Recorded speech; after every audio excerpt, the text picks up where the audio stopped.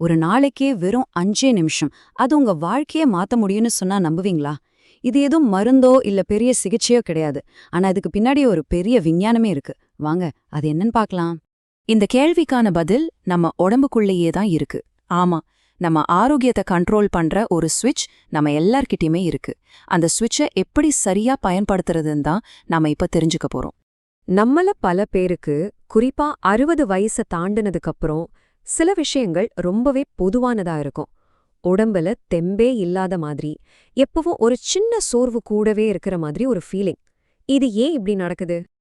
எப்ப பார்த்தாலும் டயர்டா இருக்கிறது, மூட்டு வலி, ராத்திரியில சரியா தூக்கம் வராதது, கூடவே சுகர், பிபி, இதுல ஏதாவது ஒன்னாவது உங்களுக்கு பழக்கப்பட்டதா இருக்கலாம். இதெல்லாம் நம்மளோட அன்றாட வாழ்க்கையை எவ்ளோ பாதிக்குதுன்னு நமக்கு நல்லாவே தெரியும் இல்லையா? சரி, இந்த எல்லா பிரச்சனைக்கும் ஆணிவேர் என்னன்னு பார்த்தா, அது நம்ம உடம்புக்குள்ள நடக்கிற ஒரு சின்ன மாற்றம்தான்.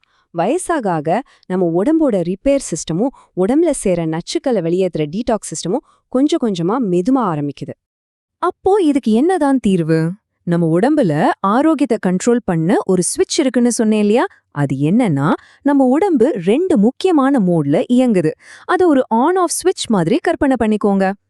நம்ம உடம்பு 2 மோட்ல இயங்கும். ஒன்னு ஸ்ட்ரெஸ் மோட். இந்த மோட்ல நம்ம உடம்பு ஒரு ஆபத்துக்கு தயாராகிற மாதிரி ரொம்ப அலர்ட்டா இருக்கும்.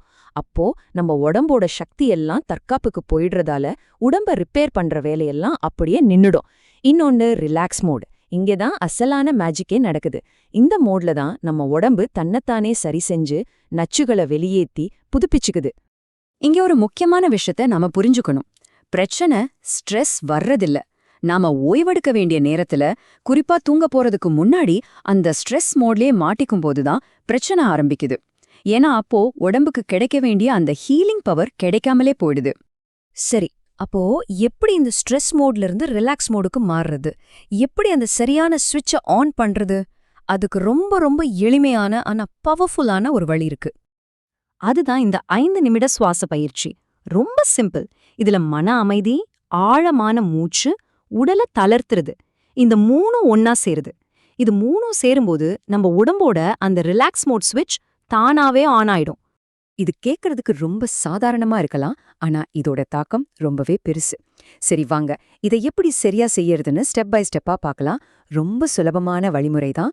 முதல்ல உங்க பெட்ல நேரா படுத்து மெதுவா கண்களை மூடிக்கோங்க.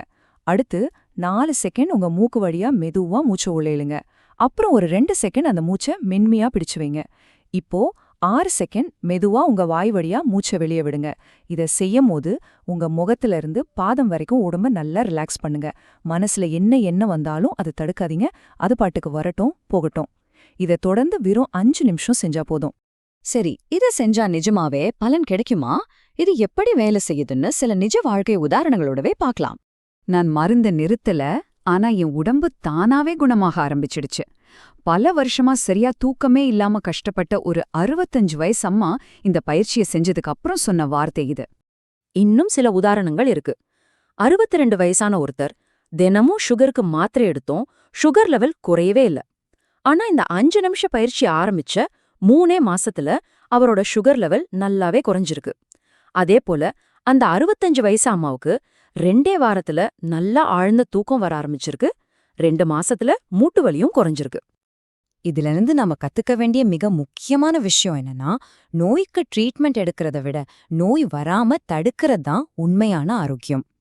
நிறைய பேர் நோய் வந்தா பாத்துக்கலாம்னு நினைக்கிறோம். ஆனா உண்மை என்னன்னா, நோய் வராம நம்ம பாதுகாத்துக்கிறது தான் புத்திசாலித்தனம்.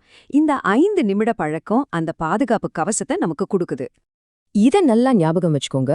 தூங்க போறதுக்கு முன்னாடி இருக்கிற அந்த 5 நிமிஷம் ரொம்ப ரொம்ப சக்தி வாய்ந்தது. அந்த நேரத்துல நீங்க எப்படி இருக்கீங்களோ அத வச்சுதான் உங்க உடம்பு ராத்திரி முழுக்க தன்னை தானே சரி செஞ்சுக்குமா, இல்ல தன்னை பாதுகாத்துக்கிறதுலயே நேரத்தை செலவிடுமான்னு முடிவு பண்ணும். அதனால இத வெறும் ஒரு டிப்ஸா மட்டும் பார்க்காதீங்க. இத ஒரு வாழ்க்கை முறையா மாத்திக்கோங்க. ஒரு நாள் ஒரு சின்ன பழக்கம், ஒரு சின்ன மாற்றம்.